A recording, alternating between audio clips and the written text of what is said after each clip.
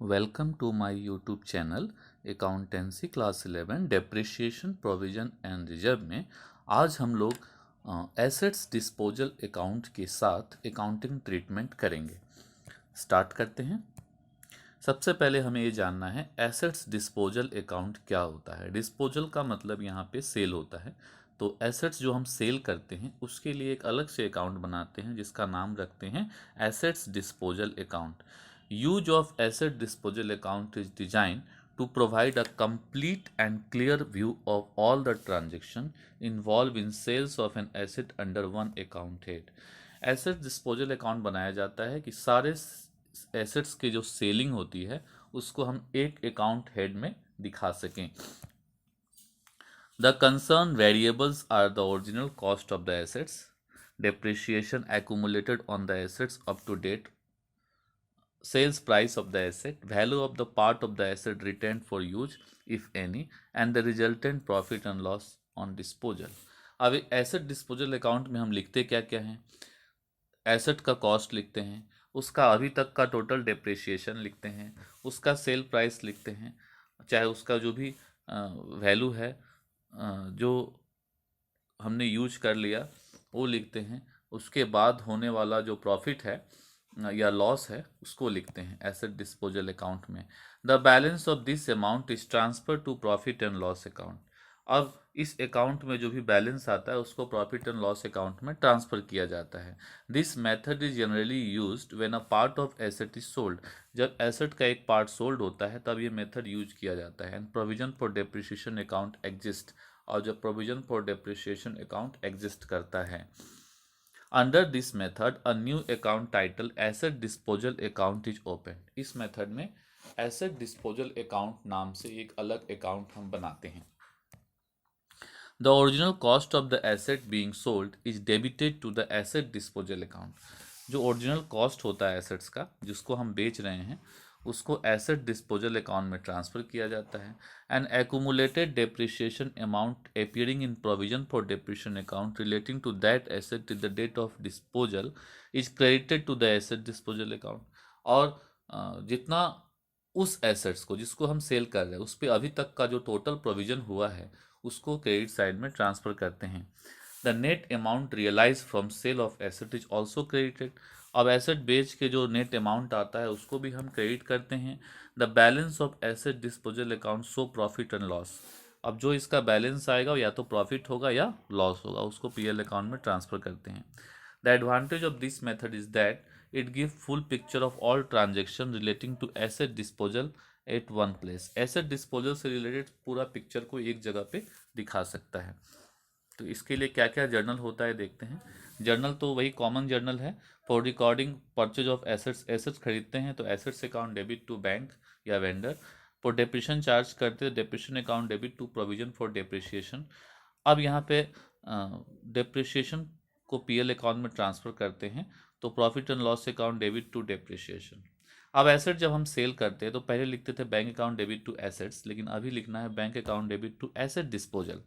और जो प्रोविजन उस एसेट्स पे अभी तक का टोटल प्रोविजन हुआ है उसको लिखेंगे provision for depreciation account debit to asset disposal.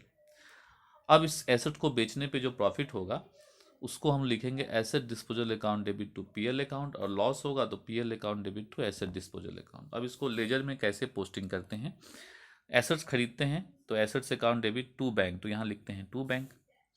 और एवरी ईयर हम बैलेंस करते हुए जाते हैं, balance C D B D, balance C D B D, balance C D B D. लेकिन जिस साल हम एसेट को बेचते हैं उस साल लिखते हैं बाय एसेट डिस्पोजल अकाउंट। हाँ, उसका जो कॉस्ट प्राइस है वो यहाँ पे लिख देते हैं, और उसके बाद जो बैलेंस और रिमेनिंग एसेट्स का जो बैलेंस होता है उसको लिखते हैं। प्रोविजन फॉर डेप्रिसिएशन अकाउंट भी पहले की तरह ही बनाना है हमें। डेप्रिसिएशन अकाउंट लिखते हैं, फिर उसको balance C D B D करते हैं, फिर डेप्रिसिएशन लिखते हैं, फिर सी डी बी डी करते हैं, फिर डेप्रिसिएशन लिखते हैं, फिर सी डी बी डी करते हैं। इसे चलते जाना है हमें, जितने साल के लिए हमें मशीन बनाना है, ऐसे मतलब अकाउंट बनाना है। फिर डेप्रिसिएशन लिखते हैं। उसके बाद जिस साल हम एसेट को बेचते हैं उस साल लिखते हैं to assets disposal account total depreciation of asset sold. जो एसेट सोल्ड कर रहे हैं उसका टोटल डेप्रिसिएशन हम लिखते हैं, और उसके बाद जो होता है उसको बैलेंस करते हैं। अब यहाँ पे जो यहाँ हम बाय एसेट डिस्पोजल लिखे हैं उसको यहाँ पे 2 में लिख देते हैं एसेट डिस्पोजल अकाउंट में, और जो यहाँ पे 2 एसेट डिस्पोजल लिखे हैं उसको बाय प्रोविजन फॉर डिप्रेशन लिखते हैं। फिर एसेट को हम बेचते हैं तो by bank account asset sold. उसके बाद अगर डिफरेंस डेबिट में आएगा तो प्रॉफिट होगा और क्रेडिट में आएगा तो लॉस होगा। ये क्वेश्चन से समझने की कोशिश करते हैं। On 1 January 2012 Jain and sons purchase a second hand plant for 2 lakh, 2 lakh में प्लांट खरीदा। 10,000 इसका ओवरहॉलिंग में खर्च कर दिया, मतलब इसके रिपेयरिंग में खर्च कर दी। It also spend 5,000 on transportation, transportation में भी 5,000 रुपीज़ खर्च हो गया। And installation of the plant, तो टोटल खर्च हो गया 2,15,000। तो हमारा जो प्लांट हुआ 2,15,000 का हुआ। It was decided to provide for depreciation 20% on written down value, 20% का डिप्रेशन चार्ज करना है रिटेन डाउन वैल्यू से। The plant was destroyed by fire, plant जो है फायर से डिस्ट्रॉय हो गया ऑन जुलाई 31, 2015। इंश्योरेंस क्लेम से 50,000 रुपया मिला। Prepare plant account, accommodate depression account and plant disposal account, assuming that company close it's book on December 31 every year. सबसे पहले एसेट खरीदा गया, तो एसेट्स खरीदा जाएगा तो 2,15,000 का एसेट्स हमने खरीदा है। और डेट क्या है खरीदने का? 1 जनवरी 2012। तो यहाँ हो गया 1 जनवरी 2012। अब इसको बैलेंस करते जाएंगे। अकाउंट क्लोज हो रहा है दिसंबर में, 31 दिसंबर 2012 को उसका बैलेंस उतना ही आएगा, क्योंकि यहाँ हम प्रोविजन फॉर डिप्रेशन बना रहे हैं, तो डिप्रिसिएशन को प्रोविजन फॉर डिप्रिसिएशन में दिखाएंगे, यहाँ नहीं दिखाएंगे। 2,15,000, फिर वही हमारा बैलेंस भी हो जाएगा 2,15,000। फिर नेक्स्ट ईयर भी 1 जनवरी 2013, फिर बैलेंस हो जाएगा। फिर हमें बैलेंस कर देना है 31 दिसंबर 2013, वही अमाउंट बैलेंस हो जाएगा 2,15,000। तो 2,15,000, फिर CD, फिर BD करेंगे 1 जनवरी 2014, 2,15,000। फिर बैलेंस करेंगे 31/12/2015, 2,15,000। टोटल हो जाएगा 2,15,000, फिर बैलेंस हो जाएगा 2,15,000 1 जनवरी 2015। इसी ईयर मशीन सोल्ड हुआ है, तो मशीन उसने खरीदा था, सेकेंड हैंड प्लांट खरीदा था, तो हम यहाँ पे प्लांट अकाउंट लिखते हैं। तो इस साल प्लांट सोल्ड हुआ है, तो हम जिस साल प्लांट सोल्ड हुआ उस साल बाई प्लांट डिस्पोजल अकाउंट लिखेंगे, और उसका जो प्राइस है, उसका टोटल प्राइस 2,15,000 है, तो 2,15,000 लिख देंगे टोटल कॉस्ट प्राइस। बैलेंस कुछ नहीं आएगा, टोटल हो गया 2,15,000। डेट क्या है सोल्ड होने का, वो डेट लिख देंगे प्लांट डिस्पोजल अकाउंट में।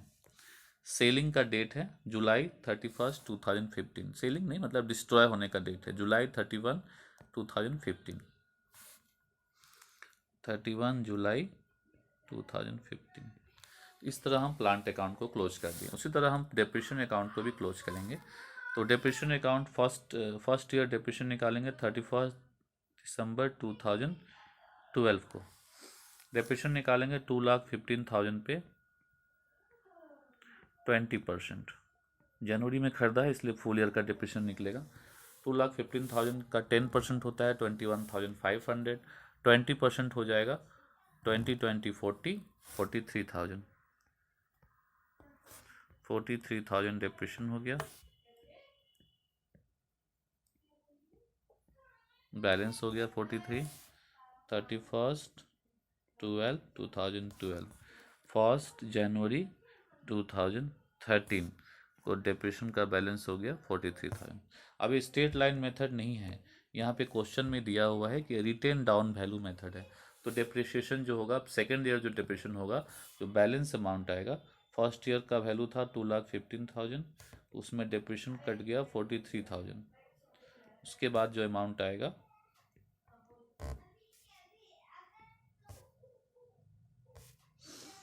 1,72,000, 1,72,000 के ऊपर डिप्रेशन चार्ज करेंगे 20% सेकेंड ईयर के लिए। सेकेंड ईयर के 20% चार्ज करेंगे इस पर, तो आएगा 34,400।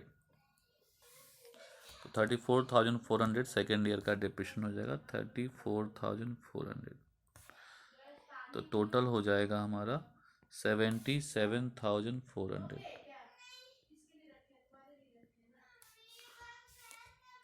31 दिसंबर 2013। फिर बैलेंस होगा 1 जनवरी 2014, 77,400। अब थर्ड ईयर का डिप्रेशन हमें निकालना है, तो यहाँ पे 34,400 माइनस कर दिए, तो यहाँ पे आएगा 1,37,600। इसके ऊपर फिर 20% चार्ज करेंगे, तो 20% चार्ज करेंगे तो आएगा 13,760 प्लस 13,760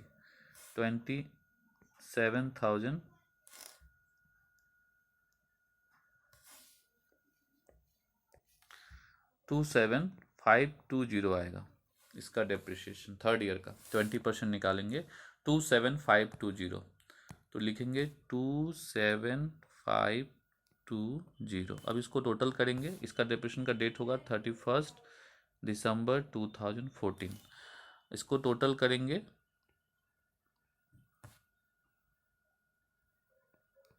1,04,920 हो जाएगा, 1,04,920। ये हमारा बैलेंस हो जाएगा 1,04,920 31/12/2014। अब 1/1/2015 में हम आ गए, जिस ईयर सेल हुआ है। इस ईयर सेल हो गया, एसेट सोल्ड नहीं हुआ, मतलब एक्सीडेंट से डिस्ट्रॉय हो गया। तो डिस्ट्रॉय हो गया तो उतने दिन का ही डेप्रिसिएशन निकलेगा। तो डिस्ट्रॉय का डेट क्या है? डिस्ट्रॉय का यहाँ डेट है 31 जुलाई।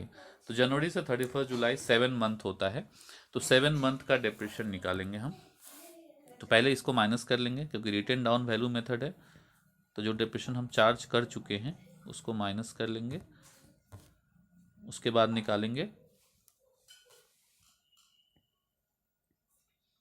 1,10,080। इसके ऊपर फिर 20% काटेंगे, बट 7 मंथ के लिए काटेंगे, 7/12 करेंगे, तो इसका आएगा 12,843। तो 12,843 हमारा डेप्रिसिएशन हो गया, 12,843। और बैलेंस बीडी है 1,04,920। तो ये अब दोनों को प्लस कर देंगे तो टोटल डेप्रिसिएशन अभी तक का आ जाएगा। दोनों को प्लस करते हैं, तो इन दोनों को प्लस करने से आ रहा है 1,17,763। इसको एसेट डिस्पोजल अकाउंट में ट्रांसफ़र कर देंगे, 1,17,763। तो इसको प्लांट डिस्पोजल अकाउंट, यहाँ एसेट डिस्पोजल मतलब प्लांट डिस्पोजल अकाउंट में ट्रांसफ़र कर देंगे 31 जुलाई 2015 के डेट पे। अब हम देखते हैं कि यहाँ से भी हमने प्लांट डिस्पोजल में ट्रांसफ़र किया है और प्रोविजन फॉर डेप्रिसिएशन से भी प्लांट डिस्पोजल में ट्रांसफ़र किया। अभी दोनों ही प्लांट डिस्पोजल अकाउंट में चला जाएगा। कैसे जाएगा? यहाँ पे एसेट्स अकाउंट से कितना आएगा? एसेट्स अकाउंट से 2,15,000 आया, क्योंकि वहाँ तो डेप्रिसिएशन चार्ज किए नहीं थे। प्रोविजन फॉर डेप्रिसिएशन अकाउंट से आया 1,17,763, 1,17,763। अब एसेट्स का एक्सीडेंट होने के बाद एसेट्स को हमने बेचा है। कितना में बेचा है? बेचा नहीं है, इंश्योरेंस क्लेम मिला है, 50,000 मिला है। तो 50,000 इंश्योरेंस क्लेम मिला है तो सेल के बराबर ही है। अगर हम सेल भी करते तो हमें कैश मिलता। तो यहाँ पे 50,000 हमने लिख दिया। अब हमें देखना है कि प्रॉफिट हुआ कि लॉस हुआ। तो यहाँ पे 2,15,000 से इसको माइनस करेंगे दोनों को, जो डिफरेंस आएगा वो लॉस होगा। अगर डिफरेंस डेबिट साइड में आता है तो प्रॉफिट होता है। तो यहाँ क्रेडिट साइड में डिफरेंस आ रहा है, तो डिफरेंस हम लिखेंगे, तो इसका बैलेंस करेंगे, तो बैलेंस आएगा, डिफरेंस आएगा, इसको माइनस करेंगे 47,237 आएगा। तो इतना profit on loss on sale हुआ, इस एसेट्स को बेचने से लॉस हुआ। एक और क्वेश्चन देखते हैं। Carriage transport company purchase, NCERT question number 10 है। Carriage transport company purchase 5 truck at a cost of ₹2 lakh each on April 1, 2011. The company writes off depreciation 20% per annum on original cost and close its book on December 31st every year. 1st October 2013 को one of the truck is involved in an accident and is completely destroyed. Insurance company agreed to pay 70,000 in full settlement of the claim. On the same date, the company purchased a second-hand truck for 1 lakh and spent 20,000 for its overhauling. Prepare truck account, provision for depreciation account, and for the 3 years ended 31st December 2013. Also give truck account if truck disposal account is prepared. तो यहाँ भी disposal account बनाना है हमें।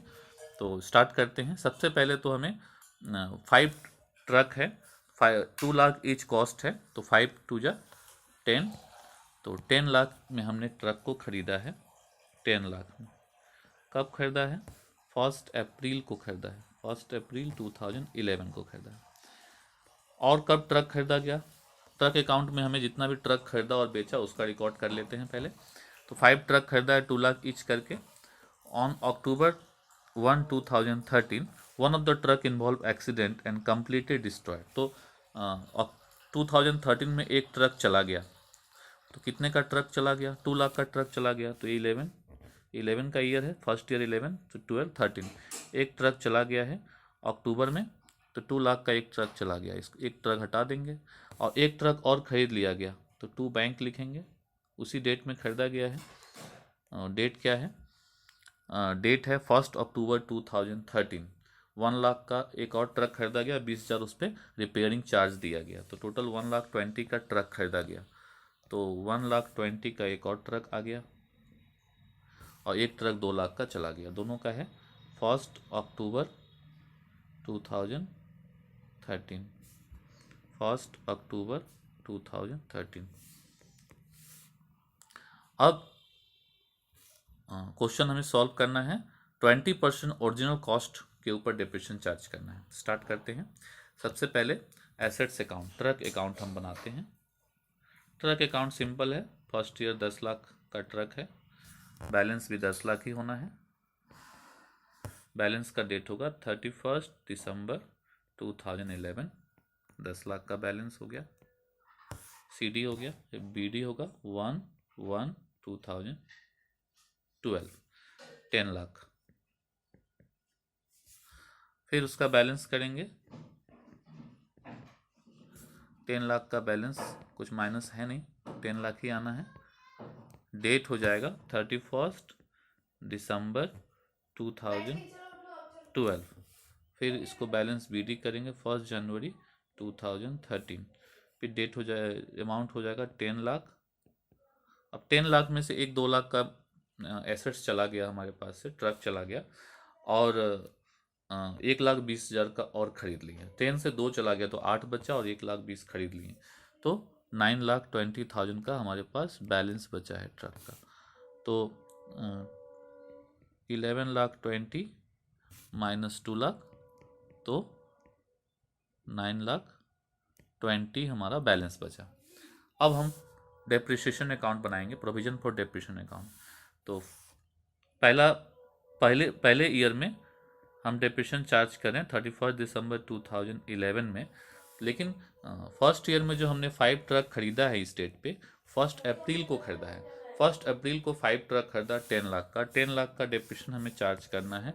Rate of depreciation 20% original cost है। तो 10 लाख का 20% कितना हो? 2 लाख होता है। लेकिन यहाँ अप्रैल से करना है, यहाँ पे 1 अप्रैल से खरीदा तो 9 मंथ का डेप्रिसिएशन चार्ज होगा।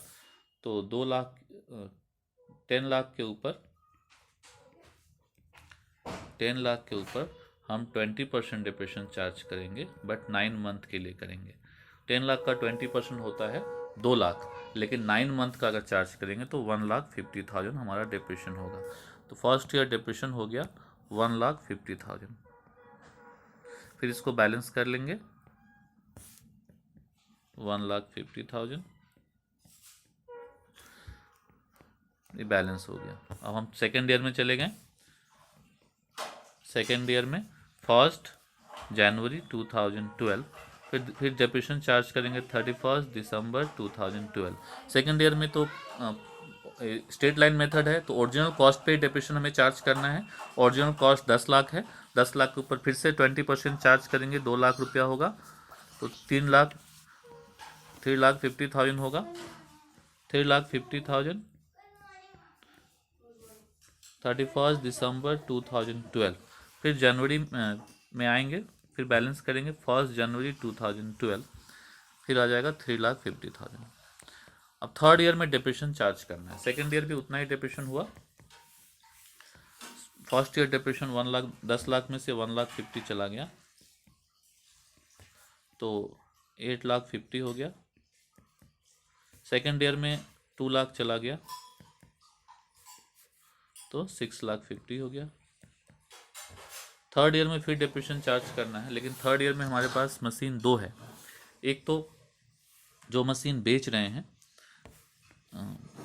5 ट्रक पहले से हमारे पास है, और एक जो नया ट्रक आया है 1,20,000 का, उसका भी डेप्रिसिएशन चार्ज करेंगे। तो डेप्रिसिएशन कैसे चार्ज करेंगे वो देखते हैं। सबसे पहले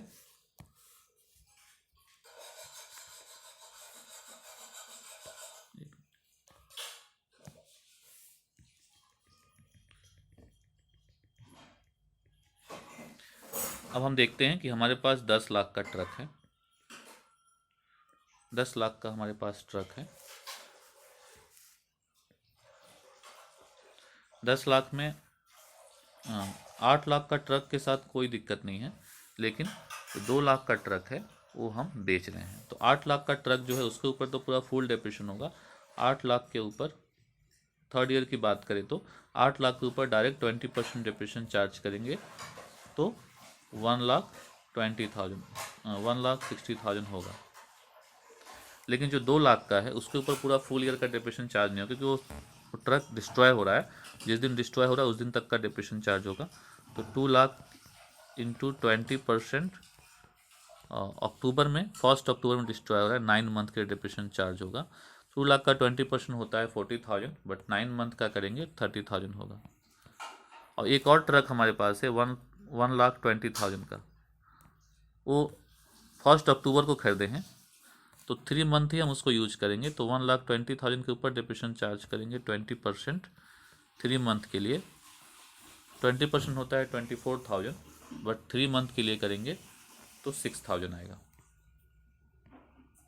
तो डेप्रिसिएशन हो गया 1,60,000, 30 और 6, टोटल हो गया 1,96,000, 1,96,000।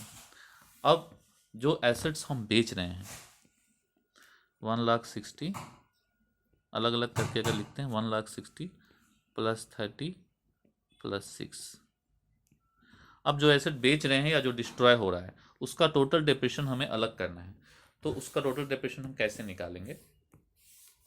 अगर फर्स्ट ईयर की बात करें तो फर्स्ट ईयर हर एसेट का डेप्रिसिएशन 9 मंथ का कटा है। तो 2 लाख का 20% अगर हम करते हैं तो 40,000, 9 मंथ का 30,000। तो उस एसेट पे फर्स्ट ईयर डेप्रिसिएशन 30,000 हुआ है। सेकेंड ईयर डेप्रिसिएशन 40 हुआ है। थर्ड ईयर डेप्रिसिएशन, उसको थर्ड ईयर में अक्टूबर में सेल कर रहे हैं, थर्ड ईयर में उसके ऊपर जो डेप्रिसिएशन हुआ है वो हम अलग निकाले हुए हैं, 30 हुआ है। तो उसके ऊपर टोटल डेप्रिसिएशन हुआ है 1 लाख। तो 1 लाख हम एसेट डिस्पोजल अकाउंट में ट्रांसफ़र करेंगे। उसके बाद जो बचेगा हम बैलेंस करेंगे। तो 3,50,000 प्लस 5,46,000,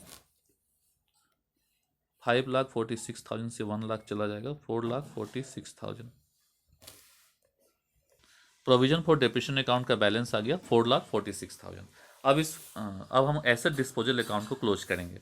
एसेट डिस्पोजल अकाउंट में यहाँ से 2 लाख जाएगा, तो यहाँ से क्रेडिट से गया तो डेबिट में लिखेंगे 2 लाख, और प्रोविजन फॉर डेप्रिसिएशन से 2 एसेट डिस्पोजल में 1 लाख गया है, तो यहाँ बाई लिखेंगे, by provision for depreciation 1 lakh.